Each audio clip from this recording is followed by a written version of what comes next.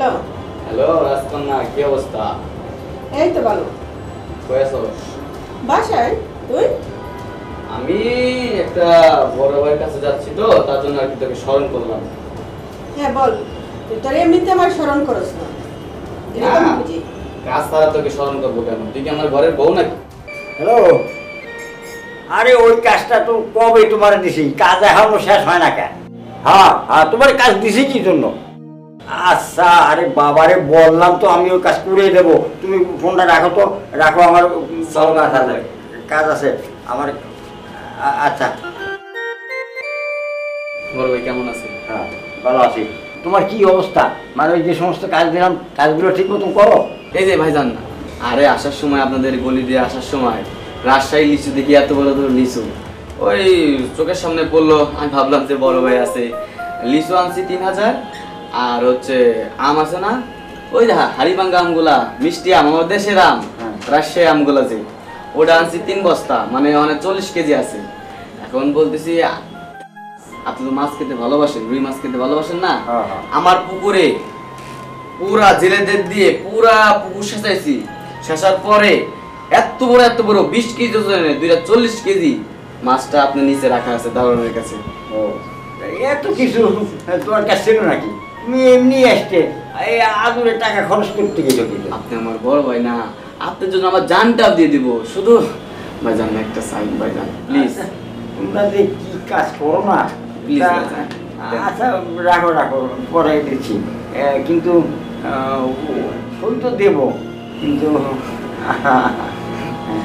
কি বলেন না, আপনি কোনো টেনশন করেন না, আপনাদের সম্পর্কে আমার ধারণা আছে। আমি ডাক দিতেছি তারা। এই সুইটি, সুইটি, ছুটি আবার কে? ভাইজান। আসসালাম। ওয়ালাইকুম আসসালাম।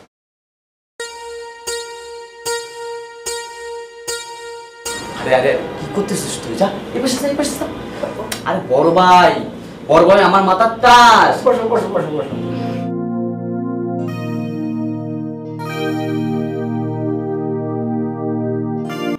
এই রাসেল ভাইজান। এটা কত টাকার তুই প্রজেক্টটা বলছিলি? 6 কোটি টাকা, বেশি না। আচ্ছা দেখ দেখ দেখ, বলিস না, মানে আমার মানে একটা কাজ জন্য বসি, সেই সময় আসি সই করাতে। আচ্ছা, আমি দিচ্ছি সই করে। এই যে আচ্ছা, এই যে।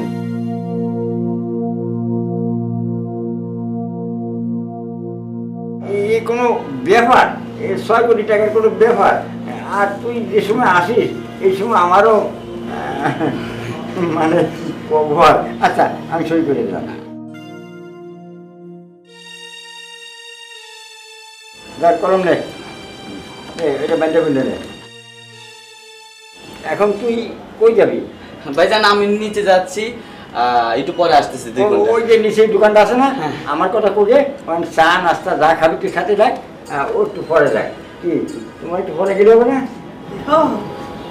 এই শুনো বড় ভাই, এই বড় ভাই যার মাথায় হাত রাখছে তার ঢাকা শহরে গাড়ি বাড়ি অভাব নাই। যেমন আমি, এই যে আমি ডাল ভাত খাই, এই যে গাড়িটা নিয়ে যে তোমাকে নিয়ে আসলাম, এই সব বড় ভাই আমার মাথায় হাত রাখছে বলে এই সব কিছু হয়েছে। আরে ও তো আর বেশি করা লাগবে না, তুই যে রেস্ট নিকে আর চা নাস্তা খাতে লাগ, ও একটু পরে যাচ্ছে। বড় ভাই একটু ধারণা দিলাম আপনার বিষয়ে। ও আচ্ছা আচ্ছা বড় ভাই আসি।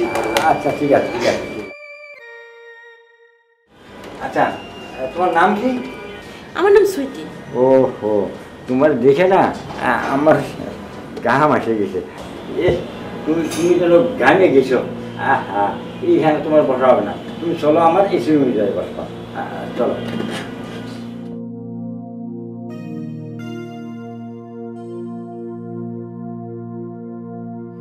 আসো আসো আসো আসো, বসো।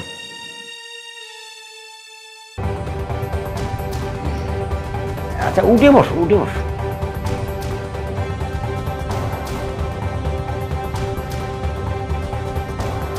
কি রুম পছন্দ হয়েছে?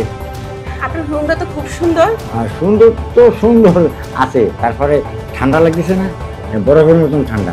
এসি ছাড়া আমি থাকতে পারি না, এটা এসি রুম। ও, এর লেগে তো ভালো লাগতেছে। ও আচ্ছা, ঠিক আছে। এখন তোমার মানে কি জানি মনে আনলাম, কি জানি মানে ওহো, মানে রাসেলের সাথে কতদিন ধরে তোমার পড়ছে? না আসলে এইতে মেলা কয়েকটা দিন আর কি। ও আচ্ছা আচ্ছা, আমার তো কাজ কাম আছে, আমি আর বেশি দেরি করতে পারতেছি না, তাহলে আমার সাথে সমস্যা নাই, সারতে পারেন। আচ্ছা ঝাঁকো আগে শুই না, তোমার হাত দিয়ে যে কত সুন্দর, এই আগে যদি পাতাম তাহলে যে তোমার আমি চাপায় চাপায় পাতাম। একবার কমলা লেবু যেরকম খায় না, শুষে শুষে ও দুটো শুষে একদম।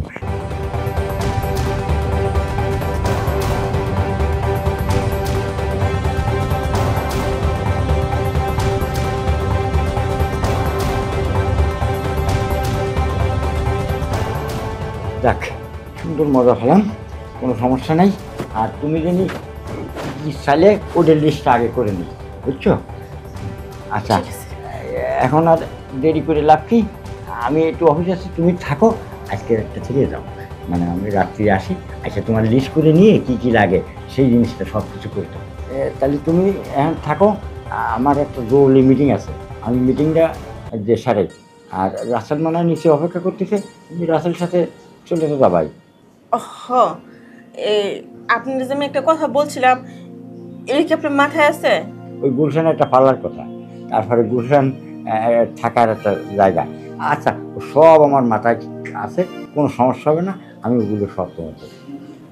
স্যার আপনার নাম্বারটা যদি একটু দিতেন। ও নাম্বার, ও আচ্ছা আমার অফিস তো কার্ড আছে, দেখি পকেট। ও আচ্ছা এই যে নাম্বার, এই নাম্বারে তুমি আমার সাথে যোগাযোগ করো, ফোনে আলাপ করো। হ্যাঁ, এই ফোন নাম্বারটা তুমি ফোন দিলে আমার অফিসে এক রাফি আছে, ওই ছেলেটার নাম রাফি, ও আমার ফোন টোন ধরে। আমি ওরে বলে দিলাম যে এই নামে, এই মেয়ের নামে, সুইটি নামে যদি কোনো মেয়ে ফোন টোন দেয় তাহলে কিন্তু তুমি ফোন ধরো আর আমার কথা বলো। আর ওরে আমি কয়ে দেবো তোমার যা যা দরকার সব কিছু, তোমার ওই যে গুলশানে পার্লার টার্লার যা কিছু লাগবে সব কিছু তোমার ওরা করে দেবে, কোনো চিন্তা করো না। ঠিক আছে স্যার। ওই রাসেলের সাথে যোগাযোগ করে তোমার আর আশা লাগবে না, এরপর থেকে আমি ডাইরেক্ট তোমার সাথে যোগাযোগ করবো।